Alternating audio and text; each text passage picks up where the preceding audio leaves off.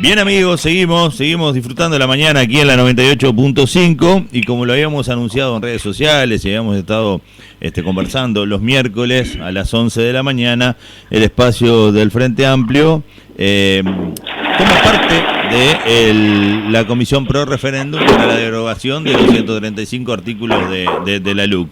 Y para eso hoy convocaron a el presidente del Frente Amplio, al doctor Daniel Ximénez, y ya lo tengo aquí en línea, acá en la mañana de la 98.5. Bienvenido, Daniel, ¿cómo te va? Buenos días, Mario, un gusto estar nuevamente con ustedes, desde la distancia, por supuesto, pero la verdad que es un gusto estar nuevamente en su mesa de trabajo y tratando de aportar en lo que es esta actividad para recabar firmas para tratar de derogar la ley de urgente consideración. Bien, Daniel, una cuestión que pudimos ver esta semana es que la comisión presentó en conferencia de prensa, desde allá directo de Footbank, unas 445.526, si no me trayendo memoria visual del gráfico que subieron, de firmas, y 2 meses de plazo para que venza el plazo de recolección y poder presentar a la Corte Electoral. Si uno mira las cuentas, dice qué pocas firmas se han juntado, pero si uno mira el contexto de pandemia y el trabajo que se viene haciendo, en plena pandemia, juntar casi 500.000 de firmas es una patriada importante, ¿no?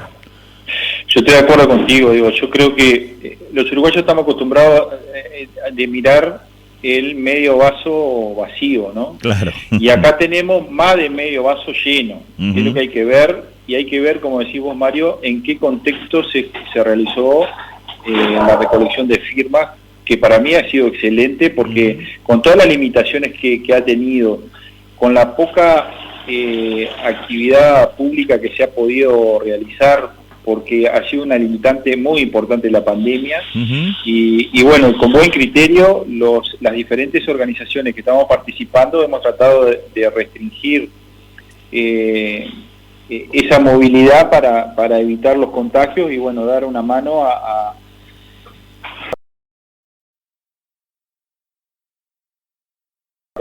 claro, porque es el centro y lo primordial.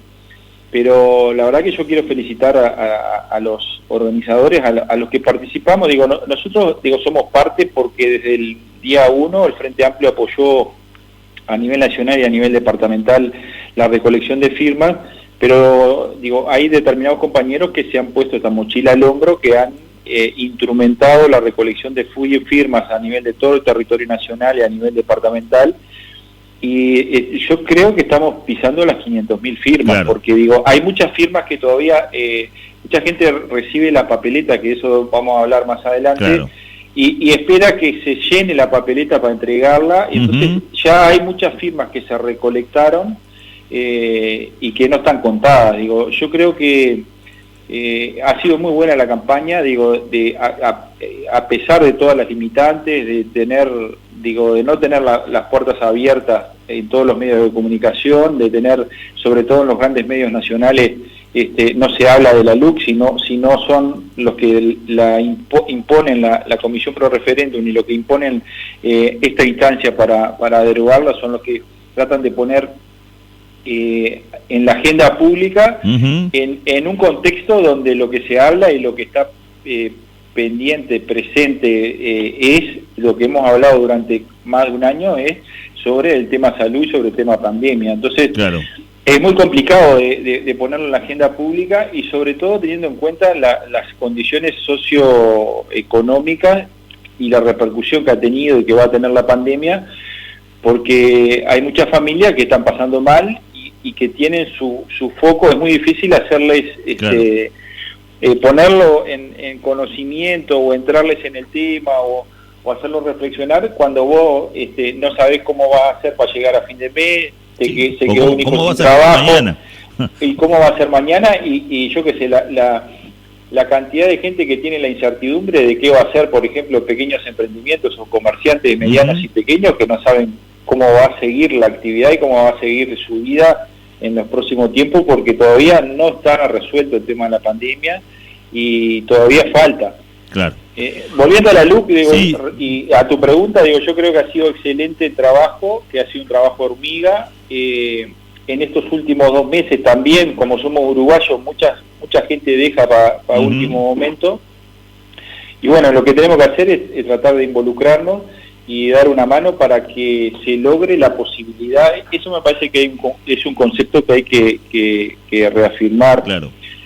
Es que firmar no deroga los 135 artículos, lo que hace es dar la posibilidad de que la gente, de todos los uruguayos, nos expresemos, ¿no? Que se genere un referéndum para derogar los 135 artículos.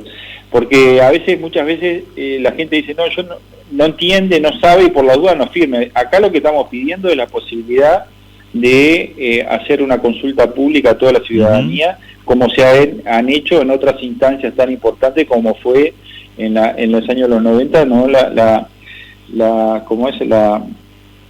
defensa de las empresas públicas, que también le hizo esos referéndums al país, ¿no? Porque otra hubiera sido la historia si no se hubiera logrado eso, si no se hubiera revertido las políticas que se querían implantar. Por eso tenemos que tratar de enfocar a la gente, pedir un mínimo de atención y el apoyo y pedir la firma para que se habilite ese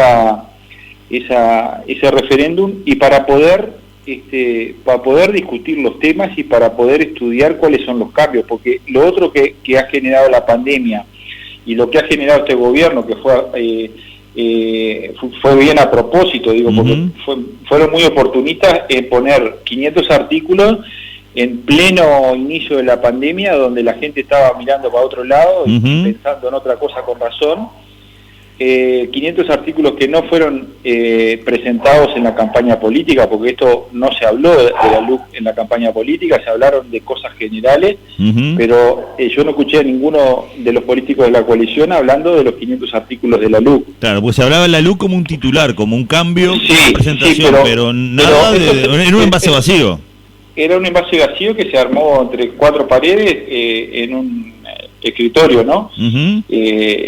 Entonces, estos son cosas que me parece que nos ayudan a tener una reflexión a la ciudadanía, por lo menos aquellos muchas veces, hay mucha gente que digo que lo ven con una visión política, digo, por más que acá hay tiene que haber una visión política de cómo ves el funcionamiento de un país y cómo se debe gobernar un país, o cómo entendemos que se debe gobernar, o hacia dónde deben ir los gobernantes de un país, de sus empresas públicas, pero muchas veces hay un rechazo porque vienen y se asocian con la izquierda, o con que vienen y dicen, no, esto ni siquiera lo escucho. Me parece que tenemos que tener la capacidad de buscar los artículos que más afectan a la ciudadanía en general y a veces a los colectivos en particular, porque esa es la forma de poder conseguir el apoyo a través de la firma para que se pueda generar el referéndum. Daniel, hay algo que vos haces hincapié y me parece que es importante, ¿no? Vos en algún momento del pasaje dijiste, no firmo porque no sé lo que es, y eso yo creo que es el gran escudo que está teniendo la LUC. No hay una discusión, ni siquiera hay un debate con respecto a que si está bien intentar derogar a través de un referéndum o no.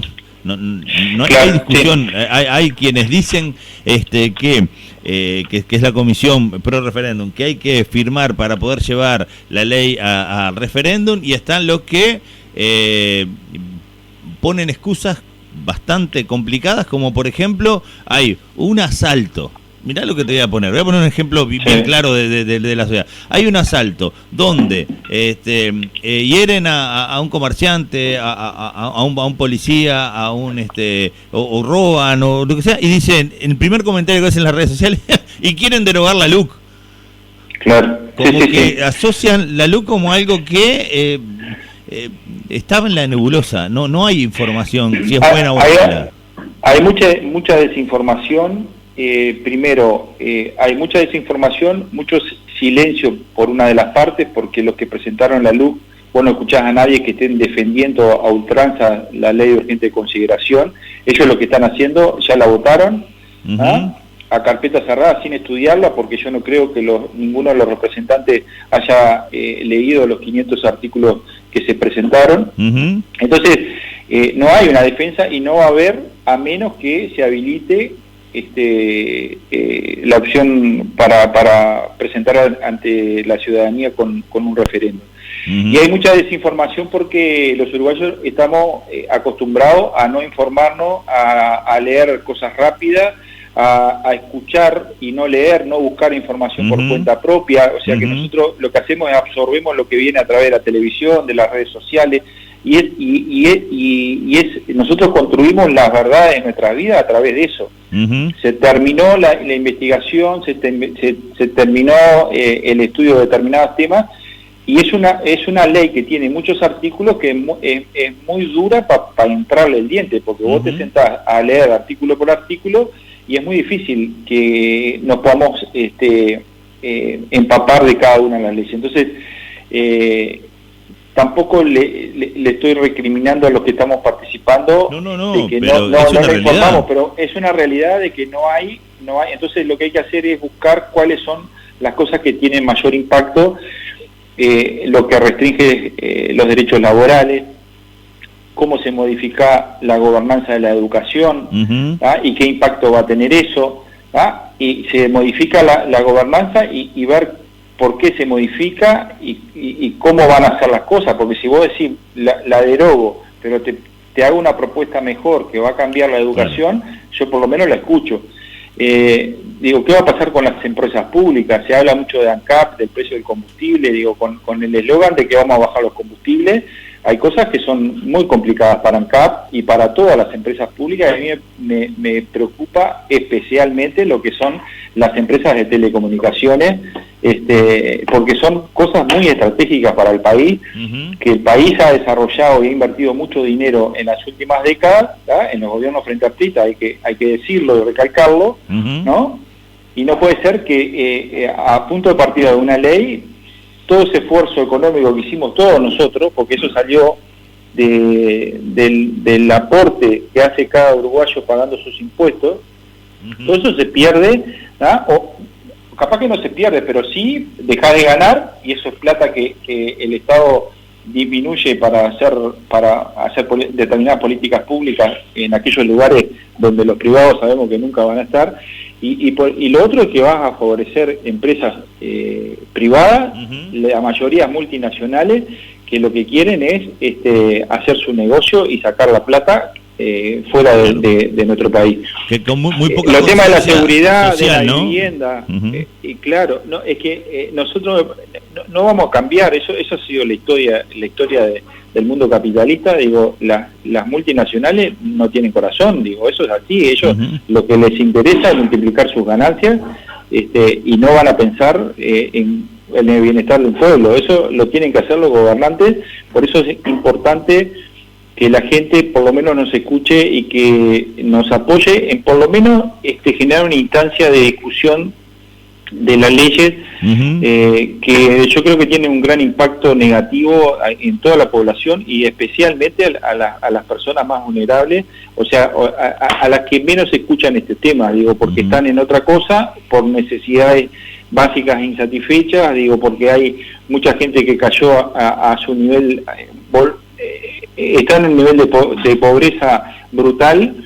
Entonces es muy difícil de que vos los pares en la calle y le puedas entablar un diálogo para decirle eso. Por eso es importante ver cuál es la vía de llegar a esa gente, y es a través de los familiares, de los compañeros de trabajo, de los gremios, de los lugares donde podamos tener ese contacto personal que nos permita transmitir la información sin un bombardeo apabullante de cosas que después la gente no entiende. Si vos la intoxicás con mucha información, mucha gente se asusta, y muchas veces tenemos ese eslogan de que esto viene de aquel lado y por eso es malo. Claro, pero vos sabés lo que pasa, Daniel, que vos hablás ahí de servicios, empresas públicas y privadas, como por ejemplo el caso de ANCAP. La semana pasada estuvo por acá Natalia Velo de Federación ANCAP y dejó muy claro el proceso de los combustibles y por qué es importante el fin social que genera ANCAP al tener el monopolio y poder generar ese equilibro entre la recaudación de impuestos, la generación de combustible y la distribución al mismo precio en todo el país, cosa que una empresa privada va a ver la ganancia, y si Rivera queda muy lejos, bueno, muchachos, compren del otro lado, si no, anden en bicicleta, y lo que puede generar a la persona, decirle que si se va a Antel y viene una empresa privada va a pagar menos de teléfono y va a entender que su beneficio personal es mejor que el comunitario, ¿no? Claro, y entender que son otras las cuestiones. Y ayer, entreverando un poco todo para que se entienda de por qué hay que hablar de todo, y ayer, antes de ayer, veíamos que se conmemoraron 14 años del comienzo del Plan Ceibal, y hoy vemos los gurises estudiando a través de las computadoras, y cómo todos tienen una computadora, y el que no tiene es porque está en el proceso de recibirla. Entonces, cuando vos ves todo eso, y ahí te das cuenta de cuestiones que tienen que ver con lo que me conviene a mí y lo que nos conviene a todos. Sí, yo creo que, por eso yo te decía, digo, de que hay que buscar los ejemplos que más le lleguen a la gente para tratar de mostrarles el impacto y el efecto negativo, como decías vos, de que te van a salir más los combustibles, pero vas a habilitar que la empresa privada que te venda los combustibles le pueda sumar el costo de transporte a una nafta en Rivera, y eso te está diciendo que la nafta en Artigas va a salir diferente que la que sale en Carmina. Y después que lo habilitaste, eso no tiene vuelta atrás. Entonces, por eso vuelvo a la búsqueda de los ejemplos. Igual hablaba del Plan Ceibal y de la inversión en las empresas públicas. La gente tiene que reflexionar y tiene que pensar ¿qué hubiese pasado en el Uruguay? ¿Cómo hubiera sido la pandemia si no hubiera estado el Plan Ceibal, si no hubiera estado la fibra óptica instalada, si no hubiera estado el desparramo o la posibilidad de conexión que tienen todos los uruguayos, que son comparables a los niveles que tiene el primer mundo? ¿Qué hubiese pasado? ¿No? Porque volvemos, una de las cosas que se afecta, por ejemplo, de que tanto se habló en la campaña política, es las reglas fiscales. Eso también se modifica. Esos son los artículos duros que la gente estudia. Porque no entendés. Se modifica cómo va a ser la regla fiscal, o sea, cómo se va a calcular el déficit fiscal y cómo va a recalcular la dirección o direccionar la economía. El ALUC lo que hace es cambiar las reglas. Antes se hace un presupuesto y vos en el presupuesto quinquenal decís, bueno, este es el presupuesto que yo proyecto, este es el gasto fiscal que yo proyecto, este es el déficit fiscal que yo proyecto. Ahora nos están diciendo que se modifican las cosas. Entonces, hay muchas cosas camufladas que tienen un impacto negativo para el país que nos van a hacer retroceder muchos años. Y eso, eso nos duele, como Frente Amplista nos duele, y por eso estamos involucrados en la recolección de firmas para tratar de hacer ver a la gente de todos los partidos, porque esto no es una cosa de partido. Acá en La Valleja no se dio, pero hay en otros departamentos que están participando, blancos, colorados, gente cuando digo participando, están participando en la comisión por referéndum, ¿no? Sí. Por ejemplo, te pongo el ejemplo de Paysandú. Hay grupo de Partido Colorado, hay grupo de Partido Nacional, porque están en desacuerdo con una ley que ni siquiera ellos conocieron, siendo de su propio partido o de su propia coalición. Entonces, no hay que cerrarse y hay que hablar con todos los ciudadanos y estar, estamos muy lejos de las elecciones. Esto no es una campaña política para ver quién gana, quién pierde. Esto no va a tener ningún efecto porque está muy alejado. Y en las próximas elecciones nosotros nadie va a hablar de la LUC, de lo que va a hablar, si se mantienen, de los efectos de la LUC, y vamos a reclamar las cosas, el efecto que si se queda. Yo soy optimista, que yo creo que se van a conseguir las firmas, tenemos que hacer el último esfuerzo para llegar a esa meta, digo que no está lejos. ¿Ah? Yo lo que decía el otro día, digo, no hay que firmar. A los que estamos comprometidos, o los que están escuchando, que muchos de ellos ya firmaron, no hay que firmar, lo que hay que hacer es agarrar una papeleta y salir a recolectar dentro de tu familia, de tus compañeros de trabajo, para multiplicar la recolección en nuestras diferentes burbujas, sea en trabajo o familia. Una papeleta, una buena confección de la huella y una libretita para anotar los datos de la persona que firmó con el nombre y el teléfono, porque si quedó mal nos encargamos de ir de vuelta, a buscar la firma de vuelta, bien, porque claro. Digo, todas las firmas son válidas, pero hay que corregirlas. Acá hay compañeros que están trabajando y están haciendo un trabajo de hormiga muy importante, que es, antes de enviarla, hacer una corrección papeleta por papeleta para ver que no haya omisión de datos, y sobre todo lo que más cuesta es la rúbrica de la huella digital. Pero digo, no hay que tener miedo a eso, porque son detalles que se aprenden rápidamente y que se pueden corregir, o que podemos, como decía, ir a buscar la Qué importante eso que vos dijiste, ¿no? De que quien realmente está convencido de que la firma va a llevar al referéndum, y el referéndum lleva al debate, y el debate a poder generar cambios positivos para la sociedad, tener esa cuestión de que dentro de su burbuja multiplicar la cantidad de firmas, y ahí restás movilidad, achicás riesgos. Generás eso de que, bueno, nosotros en el grupo familiar llevo las papeletas yo, no andamos cruzando con otra persona, no andamos trasladando, no, porque, a ver, la cuestión de la pandemia ha generado restricciones, y ha generado restricciones para, por ejemplo, una elección departamental donde se corrió la fecha, donde se dijo, bueno, ¿qué es más riesgoso? ¿Poner la gente en la calle o cambiar el gobierno departamental? No, es más riesgoso la gente en la calle, se cambió de mayo a septiembre, ¿no? Estamos de acuerdo, que sucedió y la Constitución no lo preveía, pero se hizo la excepción porque lo sanitario era lo principal. Era prioritario, ahí está, me pusiste la palabra adecuada. Hoy la luz no es prioritaria para quienes toman esas decisiones, porque cuando se hizo el pedido de prórroga, pero no ni siquiera una prórroga caprichosa, sino descontar los días de restricción del propio gobierno en la movilidad. Ahí no hubo esa posibilidad de cambiar, más allá que la Constitución no lo prevé, ¿no? Y está el plazo de vencimiento del mes de julio, tiene que ver con el plazo constitucional, y estamos de acuerdo, quien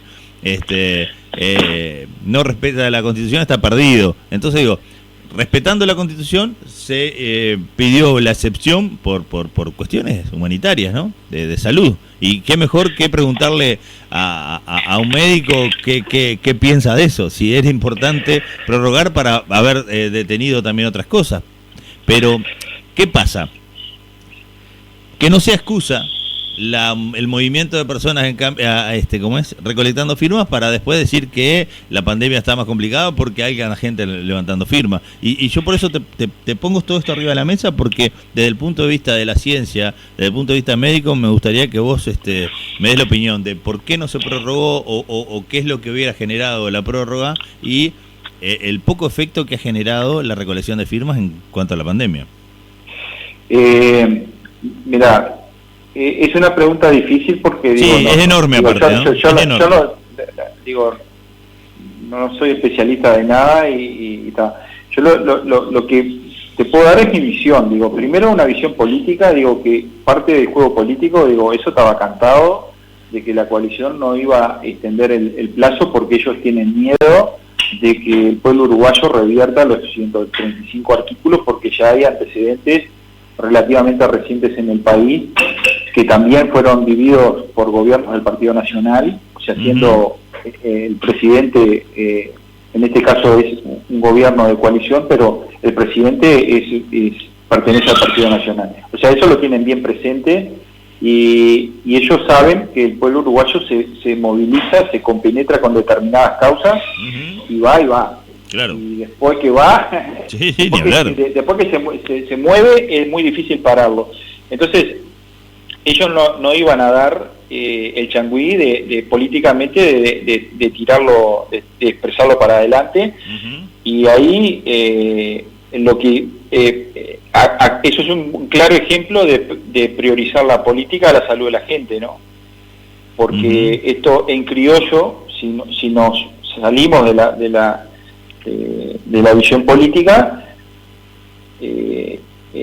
un ciudadano común que me está escuchando va a decir, lo que está diciendo Daniel Ximénez es que le importa un carajo la salud de la gente, lo que le importa es la parte política, la parte electoral. No, al contrario, primero, por eso lo pongo arriba de la mesa, Daniel. Por eso lo pongo arriba de la mesa. Pero digo, ese es el mensaje que dio el gobierno, ¿no? Uh-huh. Digo, esto estoy hablando a título personal. Claro. Con respecto a la recolección en sí de firmas, yo creo que se idearon y se están cumpliendo los protocolos de tal forma de que no ha habido una aglomeración de personas y no ha habido una aglomeración diferente de la que vos ves, por ejemplo, en la cola del cajero del Banco República, en la cola de un supermercado para el ingreso. Estoy recorriendo las calles de Minas y repitiendo en la cola de la farmacia de alguna institución. Uh-huh. Yo qué sé, en el ómnibus, uh-huh. En los ómnibus locales, no hay, al revés, digo, son dos personas que están separadas en una mesa y que tienen una lapicera, una hoja, alcohol y los medios de protección que tenemos, por ejemplo, lo mismo que una consulta que hago yo con 15 personas, ¿no? Claro. Que es más o menos lo que se recaba. O sea, yo creo que no ha aumentado el riesgo y se puede... nosotros teníamos miedo, entonces el miedo te frena, y eso frenó la recolección de firmas.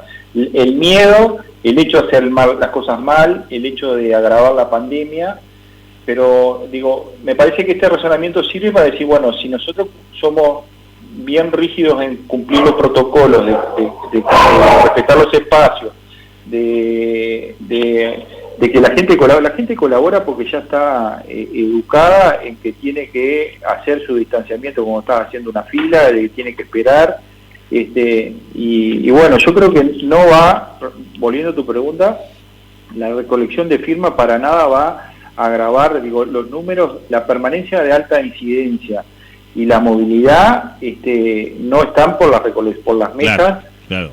De recolección de firmas, está por otro lado, digo. Uh-huh. Que es otro tema, no me quiero meter, digo, porque si aglomeración de gente es la playa Ramírez o la pista de patinaje de la Ramírez, ¿viste? Uh-huh. Ahí vos ves una foto y hay miles de personas. Está más complicado que una mesita con 3 personas. Exactamente, en la feria, ¿no? Uh-huh. ¿Ah? En la feria, en el puesto de los chacinados y los quesos se junta más gente que en la mesa de la firma, estamos de acuerdo, ¿no? Uh-huh. O en cualquier puesto de verdura. Por eso digo, eso no es una excusa y la gente no lo puede ver como diciendo, no, mirá lo que están haciendo, que están exponiendo a la gente. No, eso no es así. Claro. Eso no es así porque no se cumplen con las medidas uh-huh. protocolares establecidas por el gobierno. Y repito, no hay una mayor exposición que cualquiera de las actividades que estamos haciendo claro. a diario, ¿tá? Y bueno, y lo otro que si no, lo que tiene que hacer es cortar la movilidad. Claro. Si se incluye, no podés prohibir la recolección de firmas si vos mantenés la libre movilidad de la gente en todo el territorio nacional. Daniel, vos sabés que es importante esto. Yo capaz que vos pensás, ¿qué tendrá que ver? ¿Por qué? Mario me pregunta de la circulación y cosas. Pero tiene que ver con las excusas para que, esa acusación permanente para que la gente diga, bueno, no, mejor entonces no voy a firmar y el plazo se vence. Y por ejemplo, ahora un oyente me manda un mensaje y me dice, y no hay un sistema de que uno pueda llamar un teléfono y vengan a levantar las firmas. Y sí, y vos sabés que Carla González, que está escuchándonos y le mando un saludo enorme también. Me dice, sí, claro que sí, porque me había mandado previamente. Entonces, como que se adelantó a la pregunta del oyente. Y yo les paso, por ejemplo, el 091-555-609 o el 099-233-974. Son los teléfonos de ese delivery, o si no 091-436-339, o sea que nos piden a nosotros aquí en el programa y nosotros se lo damos gentilmente. Y también Carla me avisa y me dice, el fin de semana va a haber mesas de mañana en la Plaza Libertad y en la tarde en la Rambla, por si Daniel se olvida. ¿Vos tenés claro eso o querés que yo te lo lea? No, léelo para no saltear ningún punto, porque hay dos actividades, este fin de semana y hay una movida que se está promoviendo para todo el territorio nacional que tiene que ver con el 20 de mayo, que va a ser ese fin de semana, el 20 de mayo, el sábado 23, ese fin de semana 23, va a ser desde el 20 al fin de semana, se va a hacer una gran jornada nacional para la recolección de firmas. Bueno, yo te cuento con detalle cómo me lo pasó Carla. Dice, el fin de semana va a haber mesas en la mañana en la Plaza Libertad, en la tarde en la Rambla, el Triángulo, una intervención en el barrio Peñarol, y se está planificando la jornada nacional para el 20 de mayo. Dice, se pueden repasar los horarios y los puntos en las páginas del FA La Valleja y las redes de la Comisión Noel-Luc La Valleja. Los horarios del local central de la comisión son de lunes a viernes de 10 a 12 y de 16 a 19 horas. El local que está en la calle Washington entre 25 y Domingo Pérez, el de la comisión, exactamente. Está un poquito para abajo del correo, pegado a como es 24 horas. Ahí está, pegadito ahí al 24 horas, los amigos de S&M, que son amigos de la 98.5 y de la mañana también. Así que bien fácil de encontrar. Daniel, importante lo que tiene que ver con estas jornadas que...